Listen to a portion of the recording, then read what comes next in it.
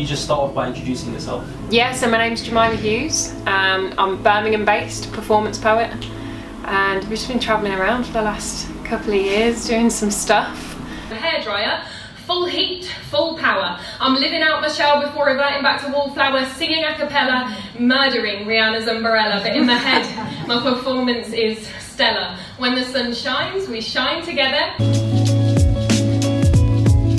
Just a build-up of the last kind of 10 years of different things that had happened, accumulated in a bit of a mental breakdown.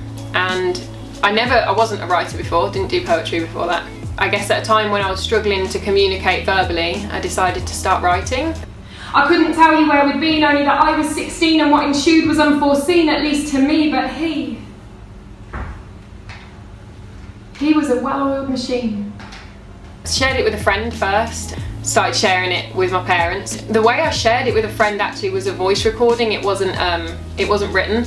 I never wrote for someone to read it. I kind of wrote it with my voice saying it and with all the expression, with the anger and the bitterness and all the way you're feeling. So I shared it over a voice recording, and then he sent me a video of Neil Hilborn, classic. No, it just kind of put an idea in my head, I guess. That video just planted a bit of a seed of like, if I ever wanted to, that's a thing that I could actually do. If I was screaming because I trapped my finger in the door, it would be easy to feel sympathy, but trapped inside my own head, the instinct is to criticise and flee. But please, try to imagine feeling so anxious that the sound of someone parting their lips makes you feel you could rip your eardrums out with ease, or the texture of loved ones' words make you bite because they torment your teeth, or your clothes touching you the wrong way will leave you twitching for weeks. I'm not mad at you. I'm mad at my irrational response to allowing my life to become this bleak. Someone else's inspiration to live when I'm still on a 4-to-3 ratio myself each week. Suicide is selfish, is not an opinion, it's wrong. What's selfish is expecting someone to live for you when their pain is excruciating and they feel they can't belong. When I don't hesitate, I'm a bitch. So I just kept writing. I had a build-up of 10 years of words and things that I just wanted to say. It was like writing a diary, but I liked rhyming, so rhyming words went at the end of every other line. She will cling to you. She will consume you. She will rip up your roof, leaving you exposed to who knows who, because she believes it could be good for you. Opening up to places you never knew existed. Her judgment may be twisted, but her mystery can't be resisted. Her patterns can't be predicted. Her actions can't be restricted. And there was always a rhythm, there was always a flow and a beat. You just get into a space and it just like becomes this thing. It just went up on a board and like bits would come down, and it was a bit of a crazy time writing it. This world is so different to the last one I knew, like someone photoshopped me in but forgot to airbrush me smooth. At first, there was no way I was ever going to speak them or perform them. I probably wasn't planning on speaking again, to be honest, the position I was in at the time. But after a few months, I went to Hit the Ode, which is a night in Birmingham, ran on, did 5 minutes of the quickest I could speak and ran back off again. But I think it was probably just like the 1 or 2 people who kind of went, me too, afterwards. I was like, oh, okay, maybe this is something that's worth doing. Anxiety can't keep still. Speaks too fast for me with a tendency to bring up old subjects carelessly. Today, depression and I just wanted to sit quietly in a darkened room, sipping our tea, feeling safe in the familiarity of melancholy company, balancing precariously on a 9-month waiting list, avoiding any signs of vitamin D as our only current form of therapy. But then anxiety showed up, which, let's face it, they always do, and they just asked questions constantly. Got lucky at one called Howl, which was in Moseley in Birmingham. A guy called Clive Oseman was there, asked me if I would headline his night in Swindon called Beehive with him and Nick Lovell, because after that one performance he thought come and do a set, and it just went really well. I've got a lot to thank them for because I've done quite a lot of travelling around since then.